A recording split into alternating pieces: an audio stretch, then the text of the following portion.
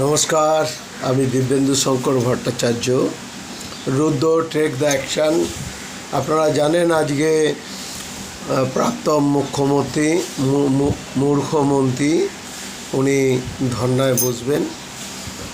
তা ওনার সঙ্গে অনেক গণ্যমান্য চোর, খুনি এবং বিভিন্ন সমাজ বিরোধী, দেশদ্রোহী ওনার সঙ্গে থাকবেন। আমি হাত জোর করে পশ্চিমবাংলাবাসীকে, সমস্ত পশ্চিমবাংলার মানুষকে, যারা পশ্চিমবাংলাকে এবং দেশকে রক্ষা করার জন্য বিজেপি সরকারকে, ভারতীয় জনতা পার্টিকে নিয়ে এসছেন এবং ভারতীয় জনতা পার্টিকে ভালোবাসেন কিংবা দেশকে ভালোবাসেন, তারা প্রত্যেকে আজকে এই ধর্না মঞ্চে ডিম ঢিল সব কিছু নিয়ে যাবেন। নিয়ে গিয়ে ওনাকে ওই পচা ডিম, টমেটো, ঢিল, পাথর এগুলো দিয়ে সম্বর্ধনা দেওয়া হবে।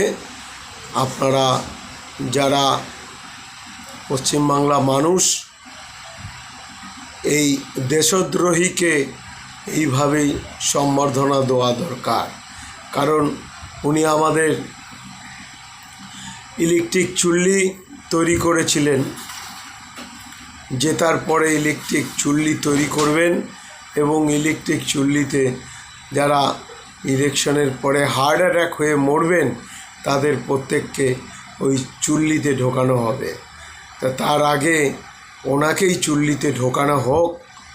আমি আশা রাখব, আমি ভরসা রাখব পশ্চিমবাংলার মানুষের কাছে, পশ্চিমবাংলাবাসীর কাছে, যে আজকে একটার পরে যখন ধর্নায় বসবেন তখন আপনারা দলে দলে যোগ দেবেন এবং ডিম আর পচা টমেটো আর পাথর নিয়ে যাবেন, যাতে ওনাকে ভালোভাবে সম্বর্ধনা দেওয়া যায়।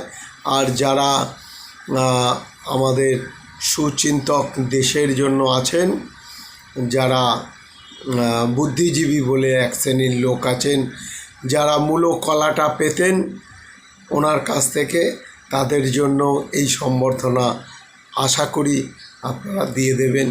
এই বলে আমি আমার পশ্চিমবাংলাবাসীকে শুভেচ্ছা, ভালোবাসা ও পরিবর্তনের নতুন দিগন্ত আসা এবং সুস্থ নিঃশ্বাস পাওয়া, শ্বাস প্রশ্বাস পাওয়া, এই জায়গাটাকে আপনাদের খুবভাবে এনজয় করছি।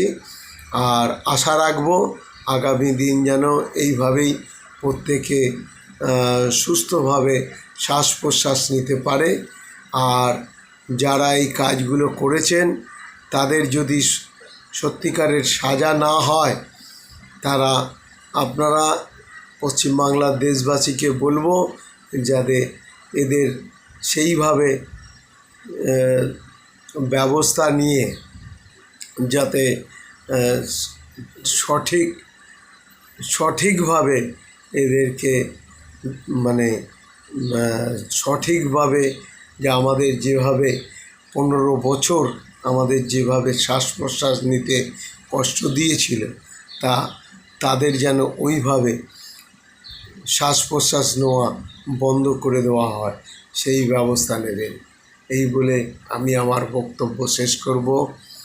ভারত মাতা কি জয়, জয় দেশবাসীর জয়।